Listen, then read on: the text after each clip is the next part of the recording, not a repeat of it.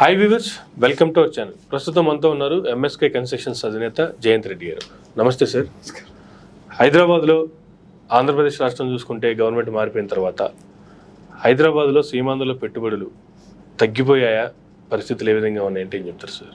అక్కడ తగ్గిపోయారు, ఇక్కడ తగ్గిపోయినా హైదరాబాద్లో తగ్గిపోయింది అంటే ఇప్పుడు ఆ రాష్ట్రంలో మరలా మా గవర్నమెంట్ వచ్చింది, మళ్ళీ మేము పోయి మా రాష్ట్రంలో పెట్టుకుంటాం. వాళ్ళు నేటివ్ ప్లేస్ వాళ్ళు ఇక్కడ ఇన్వెస్ట్మెంట్ చేసేదానికి కొంచెం హాల్ట్ అవుతుందండి. చూశాను కదా, నౌ డెవలప్మెంట్లో it is now stand still ఉన్నాయి. ఇక అక్కడ ఇప్పుడు ఆయన కొత్త సీఎం వచ్చాడు, నౌ హీజ్ ఈ విజన్ చాలా పెద్దది. సో డెఫినెట్లీ చేస్తారనేది ఒక సినిమాలో కొంచెం ఆలోచన ఉన్నారు. డెఫినెట్లీ అక్కడ డెవలప్ చేసే అవకాశం ఉంది. అండ్ అక్కడ డెవలప్ చేస్తారు అంటే ఇక్కడ డెవలప్మెంట్ ఆగిపోతుందా, లేదంటే ఇక్కడ పెట్టుబడులు తగ్గిపోతాయా? పెట్టుబడులు అంటే ఏదైతే ఇన్వెస్ట్మెంట్ చేశారు ఇక్కడ అది అవి అలాగే ఉంటే కొత్త ఇన్వెస్ట్మెంట్స్ అయితే రావు. కొత్త ఇన్వెస్ట్ ఫర్దర్ గా చేయాలంటే ఇప్పుడు వచ్చే రూల్స్, ఇప్పుడు ఉన్న ఈ పాత గవర్నమెంట్లో వాళ్ళు ఎట్లాగా రియల్ ఎస్టేట్తో కలిసి చేశారో ఈ గవర్నమెంట్ చేయడానికి కాదు. ఎందుకంటే ఈజ్ రియల్ ఎస్టేట్ మ్యాన్ ఆయన. ఇప్పుడు ఆయన సీఎం రియల్ ఎస్టేట్ మ్యాన్. ఇవన్నీ ఈయన అవకాశం ఇస్తాడో లేదో అది అందుకోసం అక్కడ ఇప్పుడు అవకాశం ఈ న్యూ ఎంట్రీలో ఇప్పుడు తక్కువ రేట్లలో ఇప్పుడు ఆయన డెవలప్మెంట్ పైన డెఫినెట్లీ ఆయన చేసే ప్రోగ్రామ్ పైన ఆ విజన్ పైన డెఫినెట్లీ వీళ్ళు ఇన్వెస్ట్ చేస్తారనేది అక్కడ వాళ్ళు ఇక్కడ ఇన్వెస్ట్మెంట్ చేయాలి. ఇప్పుడైతే పరిస్థితి జరగదు, ఎందుకంటే ఆయన అబ్జర్వేషన్లో ఉన్నారు. 100% మనకు అది చేస్తారని వాళ్ళు ఇక్కడ ఇన్వెస్ట్మెంట్ ఇప్పుడు ఆల్రెడీ చేసిండ్రు. ఓకే, డెవలప్మెంట్ ఒకటి అయింది, అది కూడా చేద్దాము అది చేస్తుండు కదా అనేసి ఇంకొకటి ఉందండి. కనబడుతుంది. ఇప్పుడు ఇంకొక చూడండి, 1-2-3 months నుంచి మీకు డిఫరెన్స్ కనబడుతుంది. ఆయన స్టార్ట్ డెవలపింగ్ అన్నప్పుడు ఇప్పుడు ఇన్వెస్ట్మెంట్, దాని తర్వాత ఎట్లా రెవెన్యూ చేయాలి, దాని తర్వాత ఈయన చేసే ప్రోగ్రామ్ పైన ఏ కంపెనీ తీసుకొస్తున్నాడు, ఏం చేయాలనుకుంటున్నాడు అనేసి. సో అది I hope it will definitely. So దానివల్ల ఇక్కడ రేట్లు ఏమన్నా తగ్గిపోయే అవకాశాలు అయితే ఉండేది. ఇదే రేట్ పెరిగేది తక్కువ ఉంది అంతే. ఏదైతే రేటు ఫైనాన్స్ అయితే అవుతుంది ఎవ్రీ ఇయర్ 10%, 15%, అది జరగదు. అది స్టాండ్ స్టిల్ ఉంటుంది. ఇప్పుడు ఈయన ప్రోగ్రామ్స్ ఏమున్నాయి, ఇంకా బయటికి రాలేదు. 6 నెలలు అయినా కూడా ఇంకా రాలేదు బయటికి. Yes will come. ఒక 6 months అయితే బయటకు వస్తాడు.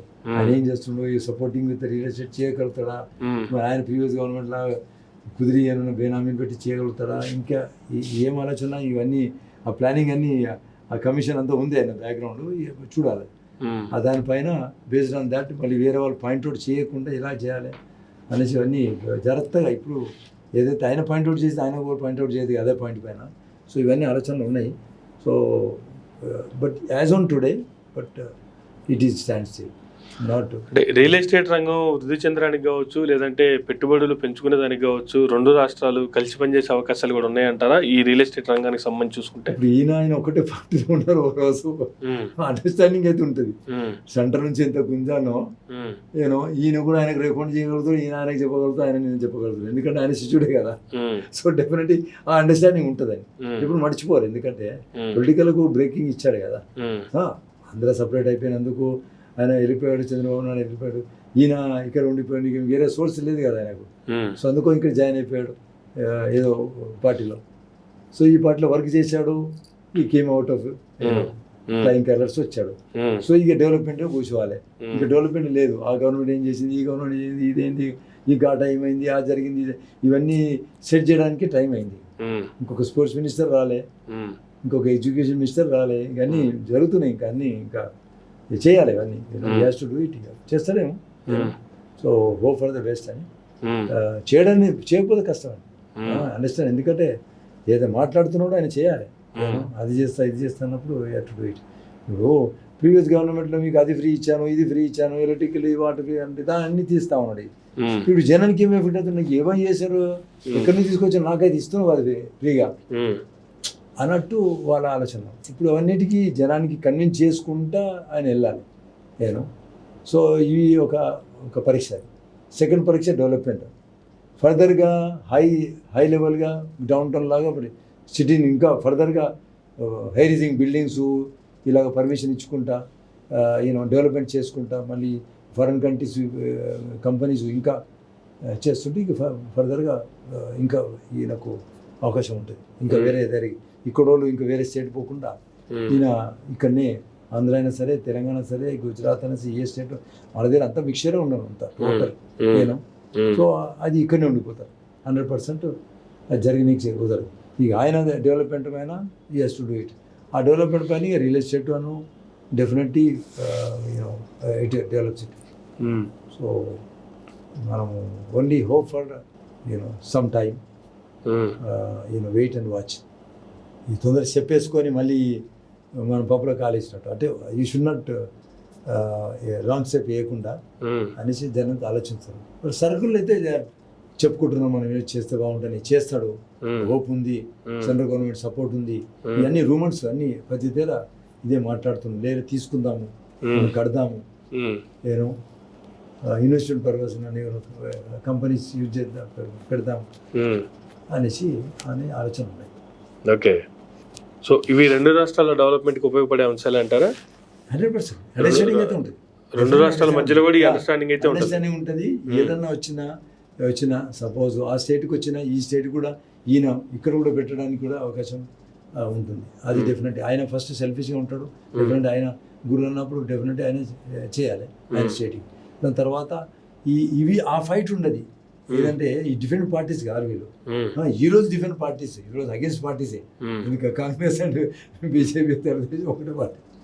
బట్ ఆ అండర్స్టాండింగ్ ఉంటుంది అని మేము అనుకుంటున్నాం. So hope. కానీ డెవలప్మెంట్ పైన సెంట్రల్ గవర్నమెంట్ ఇక్కడ దానికి ఐ డోంట్ థింక్ తెలంగాణకి సపోర్ట్ చేసే పరిస్థితి లేదు అయితే నేను అనుకోను. ఐ డోంట్ థింక్ ఆయన అండర్స్టాండింగ్ ఏదైనా విత్ ఇన్ ద స్టేట్లో, విత్ ఇన్ ద బార్డర్లో, విత్ ఇన్ ద ఏదైనా చేయాలంటే సపోర్ట్ చేసి ఓకే ఎక్సర్సైజ్. కానీ త్రూ ఏపీ చంద్రబాబు నాయుడు గారు సపోర్ట్ చేసే అవకాశం కూడా ఉందంటారా? ఆయన చేసిన తర్వాత, ఆయనకు సరిపోయిన తర్వాత, ఆయన సరిపోయినప్పుడు ఈయనకి చేసుడు కష్టం. సరిపోవడం అంటే 5 సంవత్సరాలు 10 సంవత్సరాలు సరిపోయేదే ఉంటుంది కదా. ఎప్పుడు సరిపోవాలి, ఎప్పుడు సపోర్ట్ చేయాలి? నేను చెప్తున్నా కదా, ఫస్ట్ ఆఫ్ ఆల్ ఒకటి negative, they are different parties, against పార్టీకి ఉన్నారు. సెకండ్ ఏంటంటే ఆయన సెంటర్లో నువ్వు అక్కడ సపోర్ట్ చేయొద్దని చెప్తాడు, నెగిటివ్ ఉంది. ఈయనకి ఏంటంటే అరే మనోడే కదా, is also try to develop చేస్తున్నాడు, నేనే చేసిన దానికి ఫర్దర్గా చేస్తున్నాడు. మేబీ ఒక దయా అంటే ఒక అండర్స్టాండింగ్, అది హ్యుమానిటీగా మేబీ కొంచెం సపోర్ట్ చేయవచ్చు అంతవరకే అని. బట్ ఆయన చేయకుండా ఈయన చేసుడా ఇంపాసిబుల్. ఆయన ఫస్ట్ నేను ఇక్కడ వచ్చాను, నాకు చుట్టుముట్టు అన్ని అగేన్స్ట్ ఉన్నాడు. I went to the jail and came back. No ఇప్పుడు నేను సరిదిద్దుకోవాలి అన్ని. కానీ ఈయన కూడా ఇప్పుడే వచ్చారు కదా, ఈయన కూడా ఇప్పుడే వచ్చారు. పైగా ఆయనకి 40 సంవత్సరాల అనుభవం ఉంది. బట్ ఈయనకి అంత అనుభవం లేదు. ఆయన ఇంత ముందు సీఎం గా చేసిన అనుభవం లేదు. ఫస్ట్ లేదు అదే కదా, ఆయన చేసింది చాలా ఉన్నాయి కదా, 3 సార్లు చేసిండు ఆయన. సో అందుకోసం ఆయన ఎక్స్పీరియన్స్, ఈయన ఏదన్నా ఎక్స్పీరియన్స్ తీసుకొని ఏదన్నా సపోర్టింగ్ పోతే ఇంటర్నల్గా maybe without government support, central government support అంటే మేబీ అండర్స్టాండింగ్ యాజ్ హ్యుమానిటీగా చేయగలుగుతాడు అంటున్నాడు. ఎందుకంటే ఈయన ఫేరే ఉండు, లాస్ట్ మినిట్ వరకు ఫేరే ఉండు. పోయేటప్పుడు చెప్పి వచ్చారు కదా, చెప్పకుండా కూడా లేదు. సో అలా ఎందుకంటే మధ్యలో కాంగ్రెస్లో కూడా జాయిన్ అయ్యాడు. రేవంత్ రెడ్డి జాయిన్ అయినప్పుడు ఆయన కూడా కాంగ్రెస్లో ఉండే. ఎవరు వచ్చారు అన్నాడు మధ్యలో అలియన్స్ ఉంది.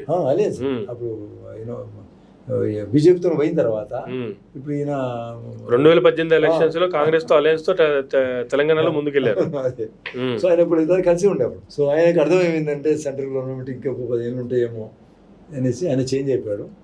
ఇక చేంజింగ్ బెటరే అనిపించింది. So is now get long అయ్యాడు. Now is appreciating. ఈయన చెప్పిన ఆయన చెప్పిన మంచిగా కలిసి they are shaking hands. So definitely వాళ్ళ మధ్యలో బాండ్ బాగుంటుంది. కానీ ఈ బాండింగ్ ఒక రియల్ ఎస్టేట్ రంగానికి సంబంధించి మాత్రమే ఉపయోగపడద్దు అంటారా, లేదా రాష్ట్రంలో ఉన్నటువంటి ఇతర అంశాలకు కూడా ఉపయోగపడే అవకాశాలు ఉన్నాయి? లేదు ఎక్కడైతే వేరే దానికి ఎవరు చేస్తారండి, only for real estate. Real estate వరకు చెప్తుంది. అదర్వైజ్ పొలిటికల్గా వాళ్ళ అజెండా వేరే, వీళ్ళ అజెండా వేరే. All are different.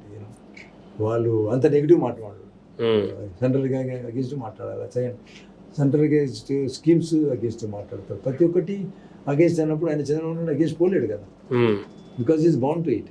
So you has to follow it. ఏదైనా యాజ్ హ్యుమానిటీగా ఏదైనా సపోర్ట్ చేయాలంటే సపోర్ట్ చేయగలుగుతారు అంటే అండర్స్టాండ్. Otherwise nothing else. మిగతా ఏం చేయలేదు. Because he has to develop it. ఆయన ఇష్టాన్ని కావాలి. ఇప్పుడు యాజ్ ఎ సీఎంగా 3-4 సార్లు అయినా కూడా, but now you one now people have now ఇప్పుడు నీకు ఛాన్స్ ఇచ్చారు. నౌ యూ షుడ్ అండర్స్టాండ్ నువ్వు చేయాలి, నువ్వు చేయకపోతే కష్టం అవుతుంది. ఏదైనా పొలిటికల్ ఏదైనా ఎక్స్పీరియన్స్ కావాలంటే తీసుకోవచ్చు అంతే. అదే రైట్ సార్, థ్యాంక్ యూ అండి, thank you very much sir. ఇదండి ఈనాటి ఇంటర్వ్యూ. మరొక ఇంటర్వ్యూతో మళ్ళీ కలుద్దాం. చూస్తూనే ఉండండి మరాబడిగా.